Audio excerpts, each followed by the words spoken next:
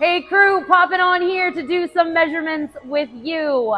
I figured we may as well run it together. If you're going to be doing this from home, it's a chance to make sure that you do them correctly, consistently, and you know the markings or the spots that are going to be the same every time you do this. You're going to need a measuring tape, a phone or a camera, and a scale, which is optional.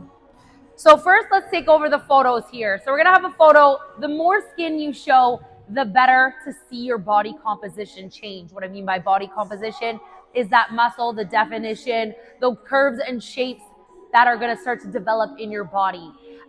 So the more skin you show, the better. Ideally, I'd be wearing shorts right now, sports bra. You are gonna pull your pant down so you do see your midsection and then that low back zone, because you'll be surprised and you'll be happy that you did this 3 months from now. All right, so your first photo, you're gonna have a wide stance, and you just wanna make sure you have a bit of air in between legs and arms there. So front view, just very standard. Side view, arms can be up or down, straight out, it's up to you. But what I want you to do here is inhale, exhale, just let that belly breathe out. That's going to be your truest before photo. And then your back view here, roll the shoulders back, and same thing. You want to just make sure there's a bit of air between legs and arms. Same thing, shoulder blades are back, you're tall in your posture, and then that's the photo.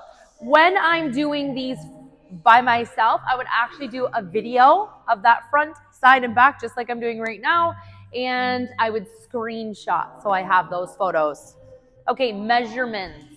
Grab your measuring tape. Let's do this together. When I'm measuring your arm, I am looking for, it's different if you're trying to grow your biceps. You're going to want to go right on that bicep zone. However, if we're looking for that definition or weight loss, then you're going to want to go where that natural dip or curve happens in the arm, okay? So when I'm doing this solo, I whip her around like that, and I try and fish for the other side.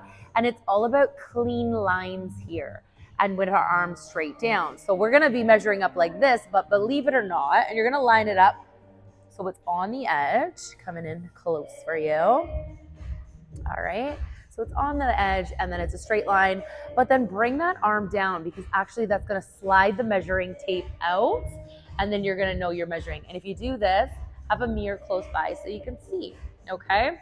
So that's how you're gonna measure that. See if you can do it with two hands.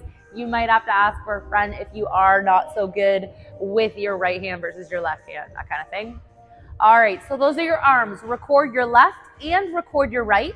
It is very common that some people are a little different in each by 1/4 or a 1/2 inch, because we are stronger on one side versus the other, depending on if you're lugging a baby around, or if you're always holding a purse on one side, or you always load up your groceries on one side.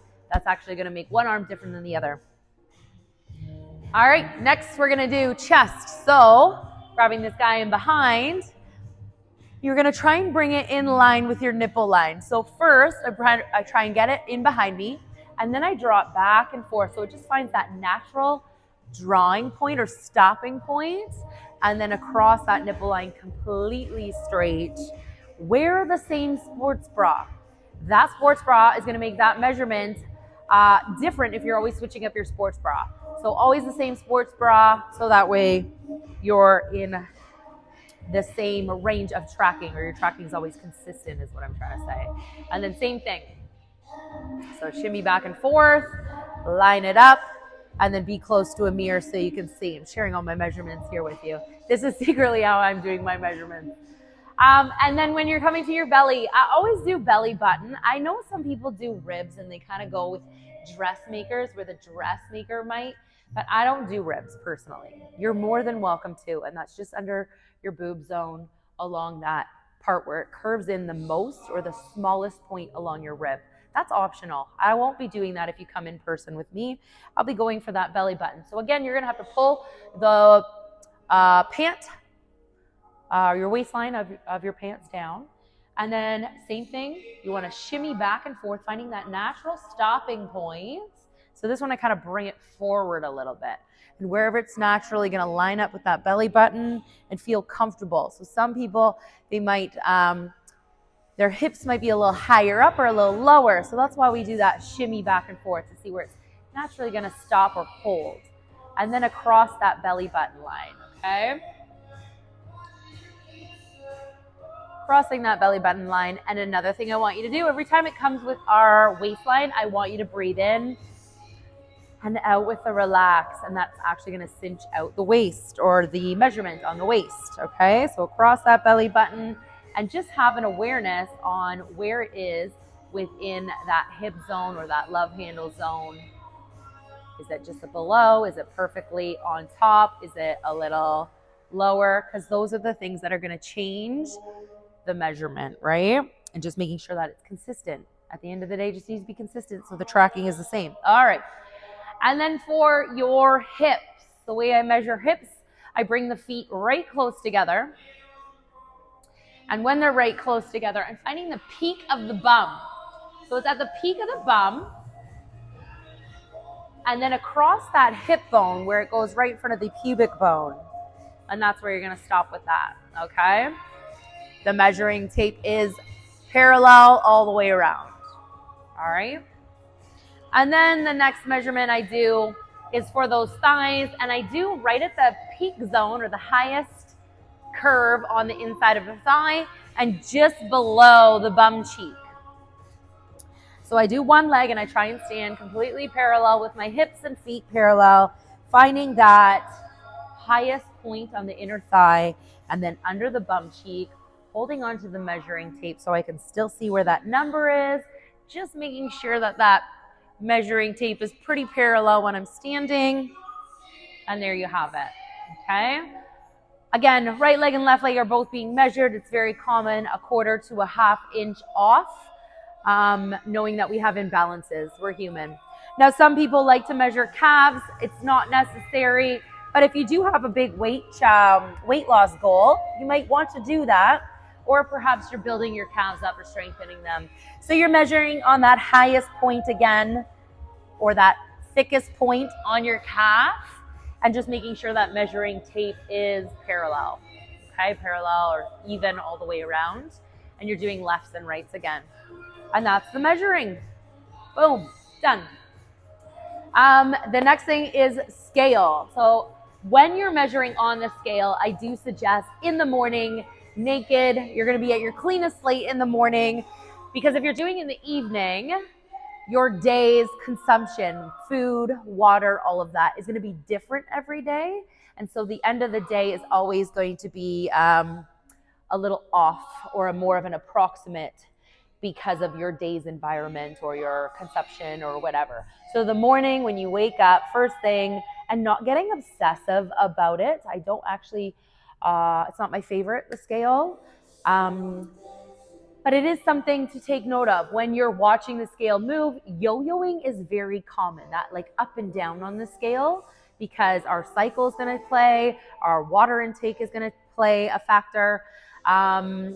Different things are going to play a factor with our weight, stress, whether you're sick or not, calorie intake, all of that is going to play on that scale. That's why that's my least favorite. However, if you are trying to go for a weight loss, it is okay to track maybe once a week and just watching the yo-yo. Having awareness of the pattern for your body. When we're trying to do a big weight loss, let's say 20 to 50 pounds you're trying to lose, and you see that scale going up, yo-yoing, don't get discouraged. It's very normal for it to yo-yo for quite a while, and then it'll drop. And then a yo-yo, and then drop. So it could take weeks of yo-yo, drop. And the drop isn't huge. It could be like 2 pounds, right? Finally, you're coasting at that 2 pounds with a little yo-yo up and down, and then another couple pounds. And then a bit of yo-yo back and forth of a pound. You're a pound up, you're a pound down, you're a pound up, you're a pound down, and then it drops 2 pounds. So it is